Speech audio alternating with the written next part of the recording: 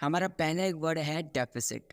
ये एक नाउन है। इसका मतलब होता है किसी चीज में कमी या फिर किसी चीज में घाटा बोल सकते हो। मतलब आप ऐसा बोल सकते हो कि कोई भी चीज है उसकी मात्रा में कमी। इसको आप रुपये पैसे की कमी के लिए भी यूज कर सकते हैं या फिर हमारे पास जो भी सोर्सेज होते हैं उनकी कमी के रूप में भी यूज कर सकते हैं। The government face a significant deficit in managing the crowd at the religious event in UP. मतलब यूपी में जो भी रिलीजियस इवेंट चल रहा था या फिर जो भी धार्मिक आयोजन चल रहा था उसमें भीड़ को संभालने में सरकार को भारी घाटे का सामना करना पड़ा। The medical facilities had a deficit of staff to treat the injured from the stampede. मतलब उस इवेंट में जो भगदड़ मच गई थी तो उस भगदड़ में बहुत सारे लोग घायल हो गए थे।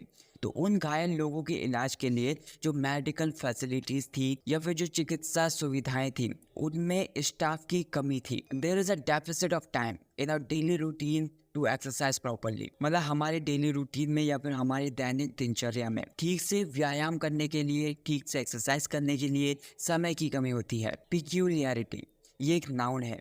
मतलब एक अजीब सी विशेषता बोल सकते हो, एक अनोखी विशेषता बोल सकते हो या फिर एक अजीब सी क्वालिटी बोल सकते हो। मतलब जैसे कोई भी पर्सन है या फिर कोई भी चीज़ है उसका एक ऐसा गुण है जो उसको दूसरों से अलग बनाता है, जो उसको दूसरों से एक स्पेशल बनाता है। मतलब एक अजीब सी गुण है या फिर एक अजीब सी क्वालिटी है। One peculiarity of the crowd was its overwhelming size which was not anticipated by the organizers। मतलब वहाँ के जो ऑर्गेनाइजर्स थे या फिर वहाँ के जो आयोजक थे उन्होंने ऐसा बिल्कुल भी अनुमान नहीं लगाया था या फिर उन्होंने ऐसा बिल्कुल भी नहीं सोचा था कि भीड़ की एक विशेषता या फिर भीड़ की एक अनोखी पिक्यूलियरिटी होगी जो इतनी संख्या में वहाँ पर आ जाएगी। मतलब ज़्यादा संख्या में लोग वहाँ पर इकट्ठा हो जाएंगे तो ऐसी क्वालिटी के बारे में वहाँ के ऑर्गेनाइजर्स ने अनुमान नहीं लगाया था। One peculiarity of my schedule is that I always have lunch at 11:30 AM which is quite early for most people. मतलब जो मेरा शेड्यूल है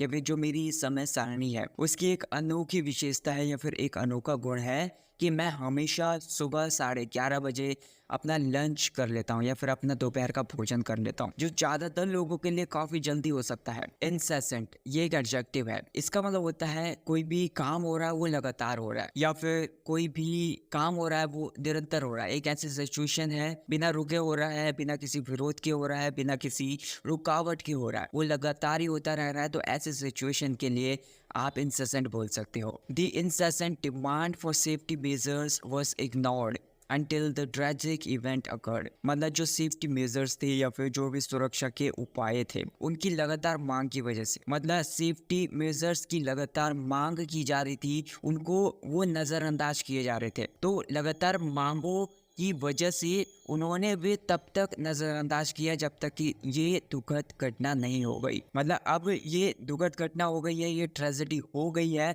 तो अब वे ज़्यादा गौर करेंगे इस चीज़ के ऊपर। The incessant ringing of his phone disrupted his concentration at work. मतलब लगातार उसकी फ़ोन की घंटी बज रही थी, उसका लगातार फ़ोन बज रहा था तो इस चीज़ ने उसके काम पर ध्यान केंद्रित करने में बाधा डाल दी। एम्बोल्डन ये एक वर्ब है।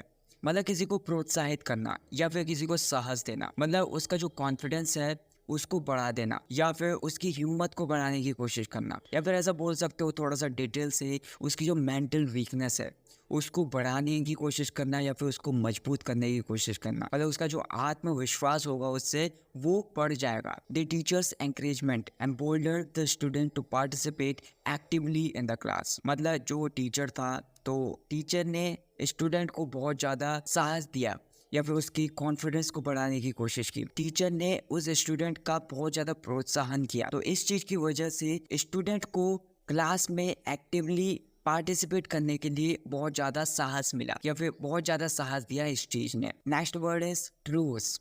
ये एक नाउन है। इसका मतलब होता है युद्ध विराम या फिर संघर्ष विराम बोल सकते हो। मतलब लड़ाई चल रही है तो उसके बीच में विराम बोल सकते हो। दो पक्षों के बीच में संघर्ष हो रहा है, दो पक्षों के बीच में युद्ध चल रहा है तो उसको टेम्पररी रोक देना। आप इस युद्ध को रोकोगे, इस लड़ाई को रोकोगे, आप समझौता करके रोक सकते हो या फिर बातचीत करके मामले को सुलझा सकते हो। अ ट्रूस वाज नीडेड टू काम the agitated crowd at the religious event. मतलब जो रिलीजियस इवेंट चल रहा था या फिर जो धार्मिक आयोजन चल रहा था उसमें जो भी गुस्साई भीड़ थी या फिर जो उत्तेजित भीड़ थी, बहुत ज़्यादा एक्साइटेड भीड़ थी, उसको शांत करने के लिए एक संघर्ष विराम की ज़रूरत थी। उसको शांत करने के लिए एक ऐसी बातचीत की ज़रूरत थी जिससे वो जो भीड़ होगी वो शांत हो जाएगी। After a heated argument they called a truce and decided to discuss the matter later. मतलब एक गर्मा गर्म बहस के बाद, एक हीटेड आर्ग्यूमेंट के बाद या फिर एक सीरियस आर्ग्यूमेंट के बाद उन्होंने एक संघर्ष विराम किया या फिर उन्होंने एक ऐसी बातचीत की जिसकी वजह से उनके बीच में जो भी बहस चल रही थी, जो भी लड़ाई चल रही थी, तो वो रुक गया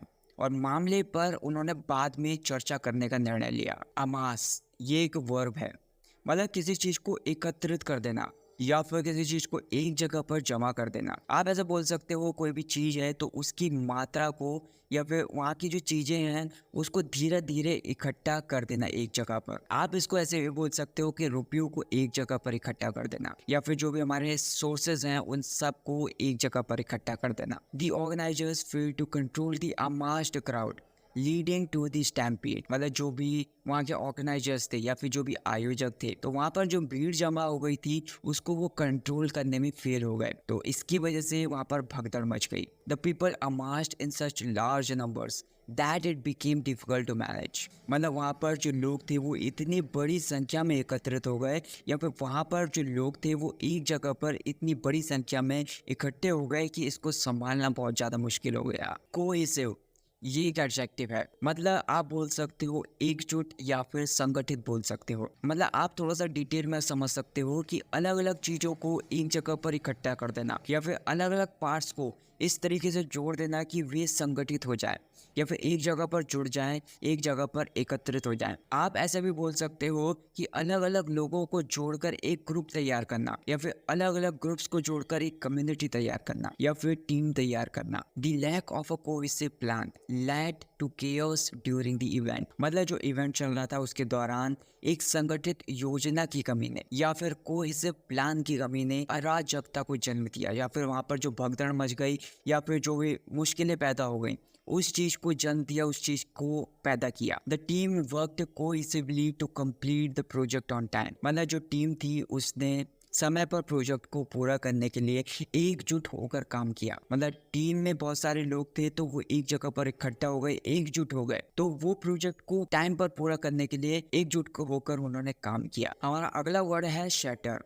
ये एक वर्ब है, मतलब किसी चीज को चकनाचूर कर देना, उसको तोड़ देना। इसको आप एक अलग सेंस में भी बोल सकते हो कि जैसे किसी पर्सन की उम्मीदें हैं, उसका जो विश्वास है उसको चकनाचूर कर देना, उसको तोड़ देना। इस सेंस में भी इसका यूज किया जा सकता है। The stampede shattered the hopes of many who came for a peaceful religious experience। मतलब उस इवेंट में जो भी भगदड़ मच गई, उस भगदड़ ने बहुत सारे लोगों की उम्मीदों को चकनाचूर कर दिया जो वहां पर आए थे एक शांतिपूर्ण धार्मिक एक्सपीरियंस लेने के लिए। उन सारी उम्मीदों पर पानी फेर दिया या फिर उन सारी उम्मीदों को चकनाचूर कर दिया। The tragic news of the stampede shattered families who lost their loved ones। मतलब जो वहाँ पर उस इवेंट में भगदड़ मच गई तो उसकी दुखद खबर ने, उसकी दुखद न्यूज़ ने उन परिवारों को चकनाचूर कर दिया, उन सारे परिवारों के सपने तोड़ दिए जिन्होंने अपने वहाँ पर लव्ड वंस को खो दिया या फिर जो भी प्रियजन थे उनके, उनको खो दिया। The glass was shattered when it fell from the table. मतलब एक कांच का गुलदस्ता था, वो मेज पर रखा हुआ था तो मेज से वो नीचे गिर गया, इसकी वजह से वो चकनाचूर हो गया। रन ऑफ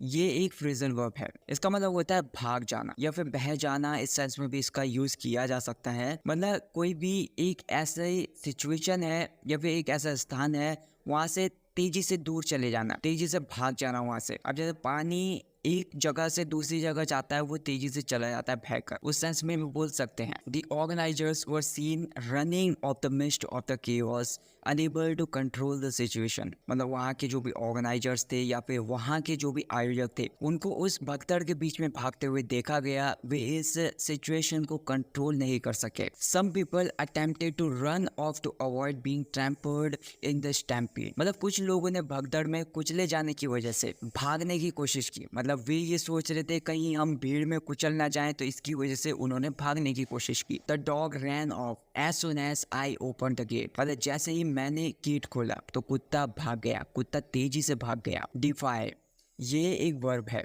इसका मतलब होता है किसी की अवहेलना करना, किसी को चुनौती देना। अब जैसे कोई भी स्पेशल अधिकार है या फिर ऐसा बोल सकते हो कोई भी स्पेशल आदेश है, तो उसको चुनौती देना या फिर उसके खिलाफ जाना, उसका पालन ना करना या फिर उसका विरोध करने का संकेत देता है ये। Some individuals defied the warnings and pushed through the crowd causing panic.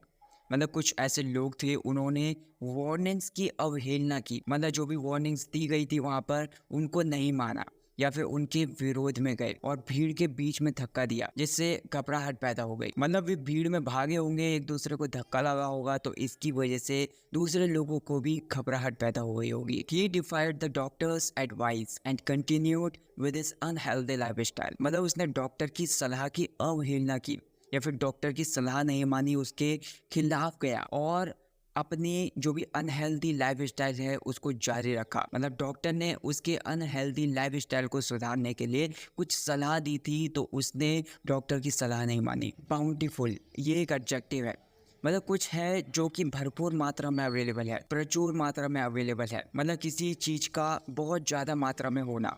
अब ये कोई भी चीज़ हो सकती है या फिर कोई भी सोर्सेज हो सकते हैं या फिर कोई भी क्वालिटी हो सकती है। The event was expected to be a bountiful gathering but it turned tragic. मतलब ऑर्गेनाइजर्स को एक भरपूर सभा होने की उम्मीद थी, मतलब एक भरी भरी सभा होने की उम्मीद थी, लेकिन ये ट्रेजेडी में बदल गया। The bountiful number of people made crowd control challenging. मतलब बहुत सारे लोगों की संख्या ने या फिर भरपूर मात्रा में जो लोगों की संख्या थी उसने भीड़ को कंट्रोल करने को एक चुनौतीपूर्ण बना दिया, एक चैलेंजिंग बना दिया। इंटेंसिफायर ये एक वर्ब है, मतलब किसी को तेज कर देना, किसी को तीव्र कर देना, उसको आगे बढ़ा देना या फिर उसकी मात्रा को बढ़ा देना, उसको पहले से और ज़्यादा शक्तिशाली बना देना या फिर जो उसकी भावनाएं थी उसकी प्रोसेस को और ज़्यादा बढ़ा देना। The intensity of the crowds fear intensified the stampede. मतलब जो भीड़ की डर की तीव्रता थी, मतलब भीड़ की जो डर की इंटेंसिटी थी उसने भगदड़ को बढ़ा दिया। मतलब